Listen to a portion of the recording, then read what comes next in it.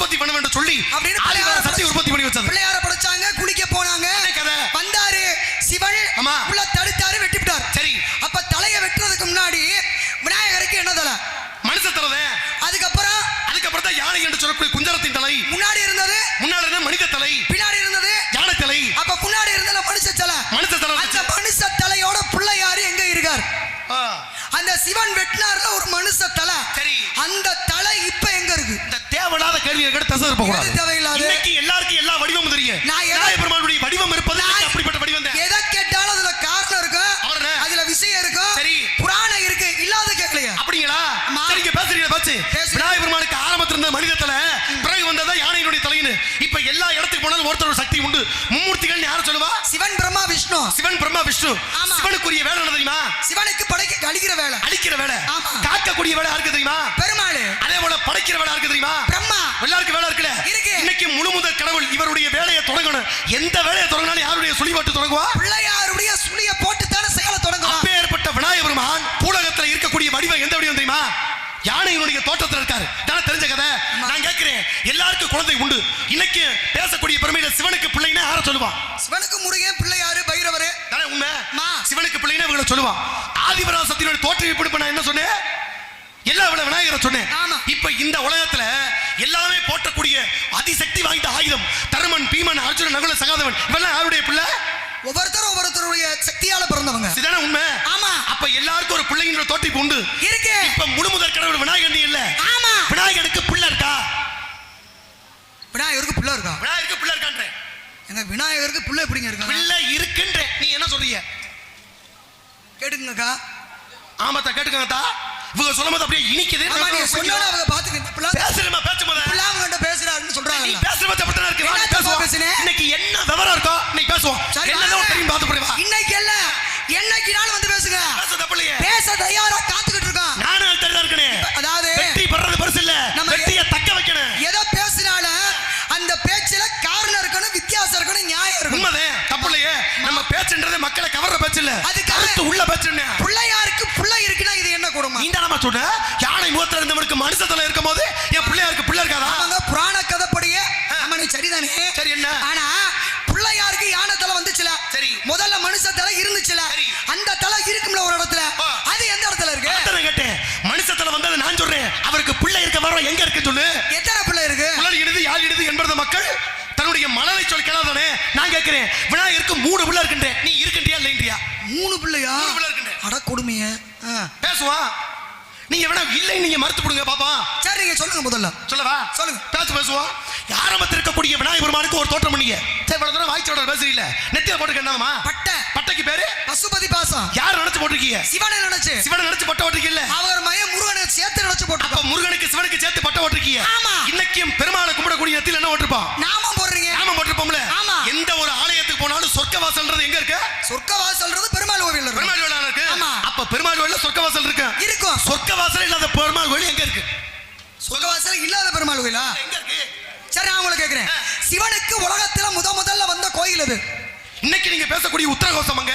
அப்ப சிவனோட சொந்த ஊரு. இன்னைக்கு அந்த ஊரத்தை சொல்றாங்க. முத கோயில் சொல்றாங்கல. சொல்றான். சிவனுக்கு முத கோயில் ராமநாதபுரம் மாவட்டம் உத்தரகோசமங்கையில இருக்கு. இன்னைக்கு பெருமை மங்களநாத சுவாமி பேரு. அது தெரியும். அப்புறம் என்ன? அப்ப அவருக்கு முத கோயில் உத்தரகோசமங்க இருக்குல. பெருமாளுக்கு முத கோயில் அது.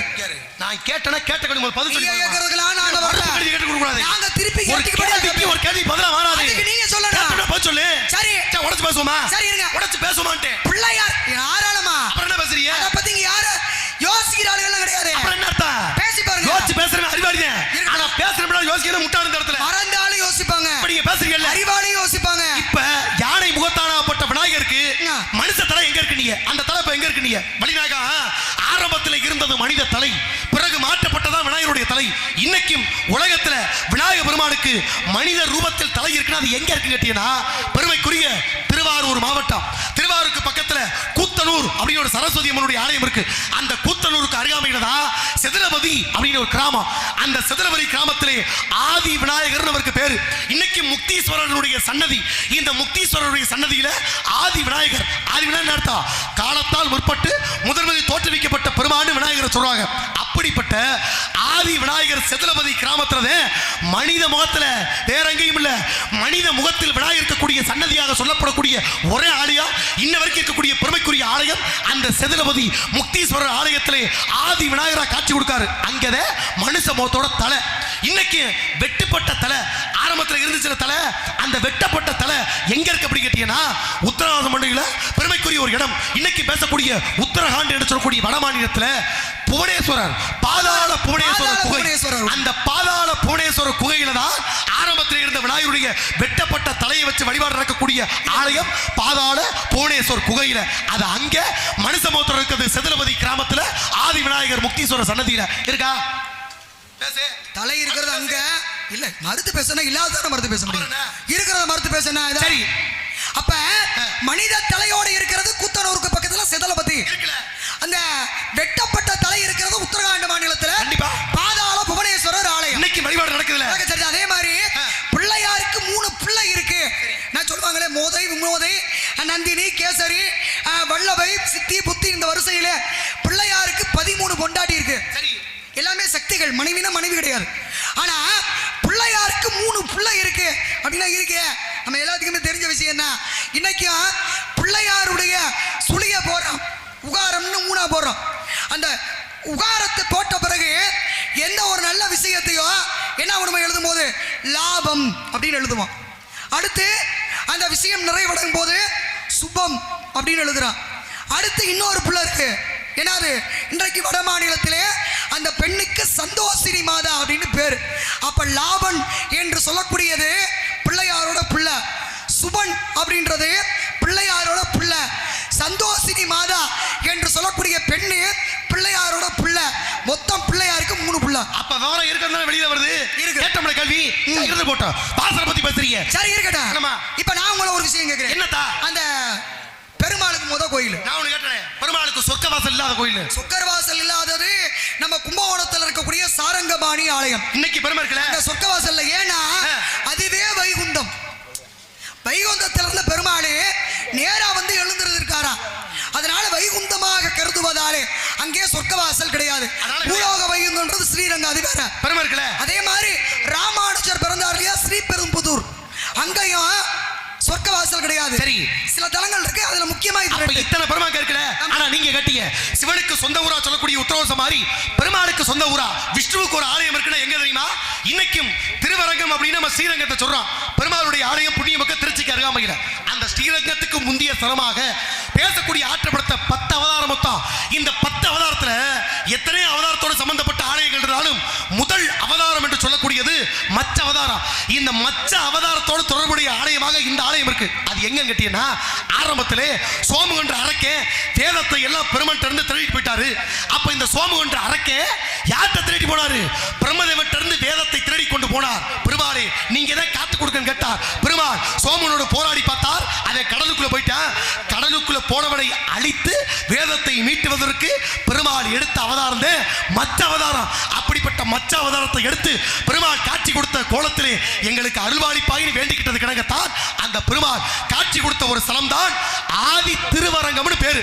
திருவரங்கம்னா இப்ப இருக்க ஸ்ரீரங்கம். ஆதி திருவரங்கம்ன்றது எங்க இருக்கு கேட்டீங்கன்னா திருவண்ணாமலைக்கு பக்கத்துல அந்த பகுதியில் பார்த்தா திருக்கோவிலுக்கு அருகாமையில ஆதி திருவரங்கம்ன்ற பேர்ல ரங்கநாதன் ரங்கவள்ளி அப்படின்ற ஆலயத்தோடு இன்னைக்கும் பெருமை பேசக்கூடிய ஒரு ஆலயமாக பெரிய பெருமாளாக காட்சி கொடுக்கக்கூடிய ஒரே இடம் திருவண்ணாமலைக்கு பக்கத்துல ஆதி திருவரங்கத்தில் இருக்கக்கூடிய பெருமாள் இருக்காரா? திருவரங்க அப்படின்றா இப்ப திருவரங்கம் முந்துனதா திருப்பதி முந்துனதா? இன்னைக்கு நீங்க பாத்தீங்கன்னா ஆரம்பத்து ஒருத்தருக்கு காட்டு உண்டு. இந்த அவதாரம் மற்ற அவதாரத்தோடு தொடர்புடையது. அப்ப மச்சம்னா முதல் அவதாரம் தொடர்புடையது. நீங்க சொன்ன ஆதி திருவரங்கம் திருவண்ணாமலை பக்கத்துல இருக்கு. சரி, அதை ஏத்துக்கிறேன். நான் கேட்கிறது ஸ்ரீரங்கம் முதுனதா திருப்பதி முதுனதா? உடனே நீங்க புரிஞ்சுக்கணும். ஆரம்பத்தில் திருப்பதிக்கு நிறைய பெருமை இருக்கு. இது முதல் அவதாரத்தோட தொடர்புடையது. அப்புறம் இதை எப்படி சொல்வீங்க? ஏன்னா சீனிவாச அவதாரம் மட்டும் அடுக்கடுக்கு எடுக்கப்பட்டது. ராம அவதாரத்தின் போது உருவானது விபீஷ்ணனால உருவானது திருவரங்கம். அப்ப அது முந்தினது. அதுக்கப்புறம் ஸ்ரீனிவாச வந்ததுன்னா திருப்பதி. அப்ப அது பிந்தினது. ஆனா நான் என்ன கேக்குறேன், அந்த திருப்பதி இருக்குல்ல, திருப்பதியில இருக்க பெருமாள் பணக்கார சாமி தானே? திருப்பதியில இருக்க பெருமாள் பணக்கார சாமி தானே? உலகத்துல பெருங்கொண்ட தெய்வம் அப்படினாக்கா சரி பணக்கார சாமி. சரி, அவருக்கு பிரசாதம் என்ன வைப்பாங்க, எதுல வைப்பாங்க? ஒவ்வொருத்தருக்கு பிரசாதம் உண்டு. ஆனா திருப்பதியிலே பெருமாளுக்கு சாத்திரம்ல மாலை யாருக்கு சாத்திரா? பெருமாளுக்கு. திருப்பதி பெருமாளுக்கு சாத்திரம்ல மாலை சாத்துவாங்க. பெருமாளுக்கு சாத்தப்படக்கூடிய அந்த மாலை எங்க போகுது? நம்ம அழகர் கோயில் எங்க போய் சேருது? நம்ம அழகர் கோயில்ல கூட 18ஆம் படி கருப்பு கதவுல போடுவாங்க. நான் ஏற்கனவே பேசியிருக்கேன். ஆனா திருப்பதியில் இருக்கக்கூடிய ஸ்ரீனிவாச பெருமாளுடைய அந்த மாலையை யாருக்கும் தர மாட்டாங்க. திருப்பதி கருவறைக்கு பின்னாடி ஒரு நீர் ஓடை இருக்கு. அந்த நீர் ஓடையில தான் போடுவாங்க. அப்ப அந்த ஸ்ரீனிவாச பெருமாள் என்ற திருப்பதியினுடைய கருவறைக்கு பின்னாடி இருக்க நீரோடையில தான் நீங்க கேட்ட மாதிரி அந்த மாலையை போடுவாங்க. சொல்லுமா, நான் சொல்லிட்டேன்ல, நீரோடையில மாலை போடுவாங்க. இப்ப இப்படி ஒரு மாலை இருக்குல்ல, ஆமா. இப்ப உலகத்தில் தாத்தக்கூடிய அந்த மாலை அங்க போய் சேருதுல. ஆனா திருப்பதி பெருமாளுக்கு இன்ன வரைக்கும் பிரசாதமா படைக்கிறானா மண் பாத்திரம் இருக்கு தெரியுமா? மண் பாத்திரம். ஆமா. இந்த மண் பாத்திரத்துல தயிர் சாதத்தை பெருமாளுக்கு படைக்கிறான். ஏன்? என்னதான் பணக்கார கடவுளா இருந்தாலும் யார்ட்ட இருந்து வட்டிக்கு வாங்கியிருக்காரு? குபேரன்ட்ட இருந்து. ஆக குபேரன்ட்ட இருந்து வட்டிக்கு வாங்கினால தயிர் சோறை மண் பாத்திரத்தில் ஒரு பக்தனுடைய பக்தை கிணங்க. ஏன்? எண்ணற்ற சிறப்பான அம்சம் ஒரு பக்தனின் வேண்டுகோள் கிணங்க அவன் அன்பை மதிக்கும் விதமாக மண்பாண்டத்துல தயிர் சாதத்தை அன்னைக்கு சாப்பிட்டு இருக்காரு. அப்ப திருப்பதிக்கு வைக்கக்கூடிய சாப்பாடு தயிர் சாதம், அதுவும் மண்பானையில தான் திருப்பதியே சாப்பிடுறாரு.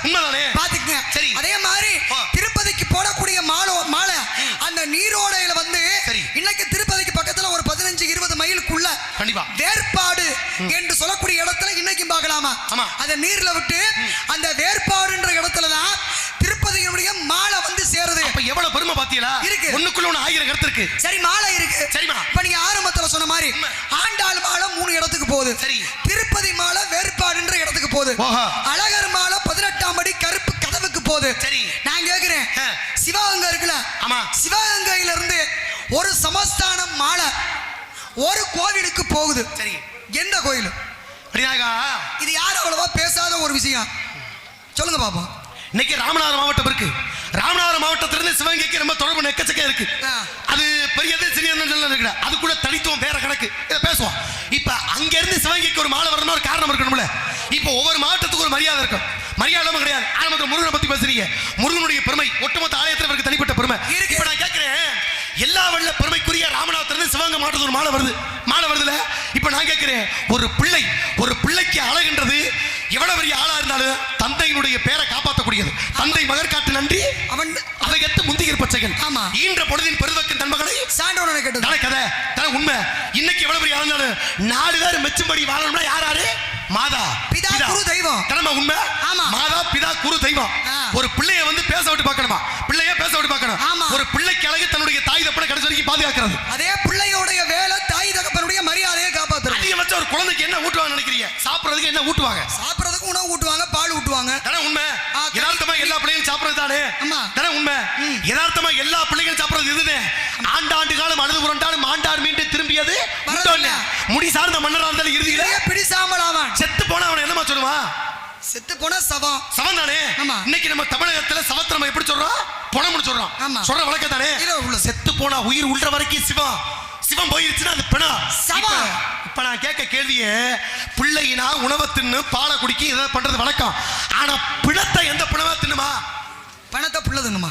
பிணத்தை புள்ள தின்னுமான்னு கேட்கிறேன். ஏங்க உங்களுக்கு மட்டும் இப்படி எல்லாம் யோசனை வருது? உனக்கு அப்படி ஒரு யோசனை எனக்கு வராதா? நான் ஒண்ணும் தப்பா கேட்கலையா? நான் சரியா கேட்டுக்கிட்டு இருக்கேன். ராமநாதபுரம் சமஸ்தானத்துல இருந்து ஒரு ஊருக்கு ஒரு இடத்துக்கு மாலை போகுது. மாலை வருது. நீ கேட்ட, நான் என்ன கேட்டேன்? உலகத்துல பிள்ளையா பிறந்தா உணவை சாப்பிடுது, பாலை குடிக்கும். ஆனா பிணத்தை தின்னுமா பிள்ளைன்னு கேட்டேன். பிணத்தை ஒரு பிள்ளை தின்னுச்சுல. எந்த பிள்ளை? பார்வதி சிவனிடத்துல சொன்னாங்களா, முருகேன்னு பிள்ளை இருக்காரு, பிள்ளையாருன்னு பிள்ளை இருக்காரு. சரி, பைரவர் இருக்கியா, வீரபத்திரர் இருக்கியா, எத்தனையோ குழந்தைகள் இருக்கு. ஆனாலும் ஒரு ஜோதிமயமாக ஒரு பிரகாசமான ஒரு குழந்தை எனக்கு வேணும் அப்படின்னு பூஜை பண்ணாங்களா. விளக்கு பூஜை, அத விளக்கு ஏத்தி. அதனாலதான் இன்னைக்கு கூட நம்ம விளக்கு பூஜை பண்றாங்க பெண்கள்லாம். சரி, பார்வதியே பண்ணுன பூஜை விளக்கு பூஜை சிவனுக்கு. அதனாலதான் இன்னைக்கு பெண்கள் விளக்கு பூஜை அப்படின்னு ஒண்ணு பண்ணிட்டு இருக்கான். அப்ப ஜோதியின் வடிவமாக தன்னுடைய கணவனான சிவனை கண்டு அந்த அம்மா பூஜை பண்ணாங்க.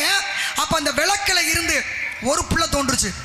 சுடரிலிருந்து தோன்றிய ஒளிமயமான அழகான ஒரு மயன் நல்லபடியா பிள்ளைய வளர்த்து பால் ஊட்டி சோறு ஊட்டி நல்லா வளர்த்தாங்க. அப்ப பால் ஊட்டி சோறு ஊட்டி வளர்க்கும் போது திடீர்னு பிள்ளை இரவு நேரத்துல கொஞ்சம் கொஞ்சம் காணாம போகுது.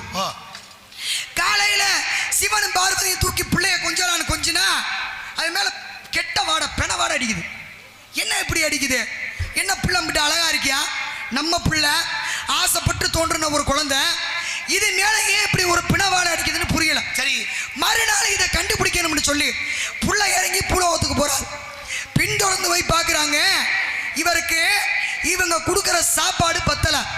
பூலோகத்துக்கு வந்து சுடுகாட்டில் இருக்க பிணத்தை எடுத்து சாப்பிட்றாரு. அப்படி பிணத்தை எடுத்து சாப்பிட்றதுனால தான் இப்படி வாடை அடிக்குது. பார்த்தாங்க சிவனும் பார்வதியும், இனிமேல நீங்க இங்க இருக்க வேணாம், நீ பூலோகத்துக்கு போய் அந்த மயானம் என்ற சுடுகாட்டுக்கு காவலாயிரு அப்படின்னு சொன்னாங்களா. அதனாலதான் சுடரிலிருந்து பிறந்தவன் சிவனுடைய மகள் பிணம் தின்ன காரணத்தினால இன்னைக்கும் மயானத்திலே சுடலமாடன் சாமி இருக்குல்ல, அவர் தான் சுடர் என்ற விளக்கில இருந்து பிறந்தவர், பிணத்தை எடுத்து சாப்பிட்ட புள்ள. அப்ப எப்பேற்பட்ட புள்ள? யாருடைய புள்ள? சக்தியுடைய சொருமா பிறக்கப்பட்ட புள்ள சுடலை மாடன் அவருக்கு பேரு இருக்கா? படிக்க கேட்டிய ஒரு சமஸ்தானத்திலிருந்து சிவகங்கைக்கு வருது மாலைனா காரணம்லாம் மாலை வராது. ஏதாவது கருத்து பயந்துருக்கணும், அப்படிப்பட்ட லீலைகள் நடந்துட்டாதான் மாலை வரும். ஏன்? சேதுபதி மன்னனுடைய மகள் பட்டத்து இளவரசி கிடைத்த ஒரு முத்துமணி மாலை. இந்த முத்துமணி மாலை திடீர்னு காணாம போயிருது. காணா போனா தேடி பார்க்கணும்ல, தேடி பார்த்தாங்க எங்கேயுமே கிடைக்கல. மாலை இல்லைன்னா சுத்தமுத்தி பார்த்தா படை வீரர்கள் தேடி பார்த்தா எங்கேயும் கிடைக்கல. மன்னர் பக்கத்துல இருந்து மந்திரி சொன்னாரா, மாலை கிடைக்க வருத்தப்படாதீங்க, இந்த ஊர்ல நல்லா குறிபாத்து சொல்லக்கூடிய கோடாங்கி இருக்காங்க, அந்த கோடாங்கியை கூட்டி வந்து குறிபாத்தோம்னா மாலை எங்க இருக்கின்ற விஷயம் தெரிய வரும் சொல்ல எல்லா கோடாங்கி கூட்டி வந்து பார்த்தாச்சு, குறி பார்த்து கிடைக்கல. ஒரே ஒரு கோடாங்கியை கடைசியா கூட்டி வரும்போது சொன்னாரா, ஐயா எனக்கு தெரியாது எங்க இருக்குன்னு மாலை வருத்த குறி பார்த்து சொல்ல தெரியாது, ஆனா ஒருத்தன் குறி பார்த்து சொன்னால் அந்த குறி தப்பாது, அப்படிப்பட்ட கோடாங்கி இருக்கான்னு சொல்ல நேரா கூட்டிட்டு வா, விவரத்தை சொல்லு. மன்னர் அழைத்தாலும் சொன்னார். மன்னர் கூப்பிட்டது கிடங்க அந்த ஆளை சிவகங்கைக்கு பக்கத்துல இருந்து கூட்டிட்டு வர்றாங்க. கூட்டிட்டு வந்த பொழுது அந்த ஆள் கேட்ட ஒரு வார்த்தை, ஐயா காணாம போச்சு பொருள், அந்த பொருளை நீனே கண்டுபிடிச்சு கொடுக்கணுமா, கண்டுபிடித்து கொடுத்தால் உனக்கு தக்க சன்மானம் கிடைக்கும்னு சொல்ல. அப்பதான் சொன்னாரா, குறி கேட்கணும்னு ஆசைப்பட்ட, குறி சொல்ற ஆளு வரணுமா இல்ல நான் வரணுமா அப்படின்னு கேட்க, குறி சொல்ற ஆள் வரணுமா நான் வர கேட்ட என்ன அர்த்தம்? சொல்றவது வேறு இவர் வேறையா? எனக்கு குறி சொல்ற ஆள் வந்தா போதும்னு மந்திரி சொல்ல, குறி சொல்றது என்ன அவரா? கருப்பேன் உள்ள இருந்து சொல்லுகிறா. அப்படிப்பட்ட குறி சொல்லக்கூடிய ஆள் வரணும்னு சொல்ல, பட்டத்து குதிரையை கொடுத்தா மட்டும்தான் உனக்கு குறி சொல்லுவேன்னு சொல்லியாச்சு. நேர போனாரு விஷயத்தை சொல்ல, பட்டத்து குதிரையை அனுப்பிவிட வருகிறார் கருப்பன். துணிந்து வந்து கருப்பன் வெளியே நிற்க உள்ளே அரண்மனைக்குள்ள போறாரு. குறி சொல்ற ஆள் உட்கார்ந்தாச்சு, குதிரை வெளியில இருக்கு. என்ன குறி வேணும் கேளு அப்படின்னு கேட்டது கிணங்க. மன்னருக்கு ஒரு சந்தேகம், இத்தனை குறி வார்த்தை ஒண்ணும் படிக்கல, நீங்க சொல்ற குறி சரியா இருக்குமான்னு எனக்கு எப்படி தெரியும்? வந்திருக்கிறது கருப்பன் தானா கேட்க, உனக்கு சந்தேகமா இருந்தா வெளியில போய் பாரு, நான் ஏறி வந்த அந்த குதிரை இனி உயிரோட இருக்காதுன்னு சொல்ல, வெளியே போய் பார்த்தா குதிரை செத்து கிடந்துச்சா. மன்னர் காலில் விழுந்து கும்பிட்டார், கருப்பா நான் ஏதோ தவறுதல் நடந்துட்டேன், என்ன வரும்னு சொல்லு, ஒரே ஒரு குறிக்கு மட்டும் பதில் சொல்லு, காணாம போச்சு முத்துமணி மாலை, அந்த மாலையை கண்டுபிடிச்சு கொடுப்பாரு கேட்டோன்னு கருப்பன் சொன்ன ஒரு வார்த்தை, அந்த மாலை வேற எங்கேயும் இல்ல, இளவரசி குடிக்கும் பொழுது அந்த மாலை அந்த இடத்துல இருந்து குடிய தொட்டி வழியா வெளியில போய் தூம்புக்குள்ள அடைச்சு கிடக்கு, உடைச்சு பாருனாரா. தூம்ப உடைச்சு பார்த்தா உள்ள மாலை. மன்னருக்கு புல்லடிச்சு போச்சு. கருப்பன் சொன்ன குறி தப்பல, கருப்பா நீ சொன்ன மாதிரி அந்த இடத்துல மாலை இருந்துச்சு, உனக்கு என்ன வேணும்? பொண்ணா பொருளா நகையா காடா நிலமா எதா இருந்தாலும் கேடு சொல்லணும், எனக்கு எதுவும் வேண்டாம். கருப்பன் வாசலுக்கு ஓ இடத்துல இருந்து ஒரு மாலை வந்தா போதும்னு கேட்டாரா. அது கிணங்க ராமநாதபுரத்துல இருந்து சிவகங்கைக்கு ஒரு மாலை வருதுன்னா அது எங்க? இன்னைக்கும் திருப்பாச்சத்துக்கு பக்கத்துல உள்ள மாரநாட்டு கருப்பனுடைய சன்னதிக்கு வருது இருக்கா. இன்னைக்கு ஒத்த மாலை வந்தா பெருமை இருக்கணும்ல. மாரநாட்டு கருப்பனுடைய ஆலயத்திலே இன்னைக்கும் இப்பவும் திருவிழாவின் போது நடக்கக்கூடிய அப்படிப்பட்ட பெருமைக்குரிய சன்னம் இருக்குல்ல. ஒரு முக்கியமான ஒரு சம்பவம். இந்த சம்பவம் எக்கச்சக்க பெருமை இருக்குல்ல. நான் கேட்கிறேன்,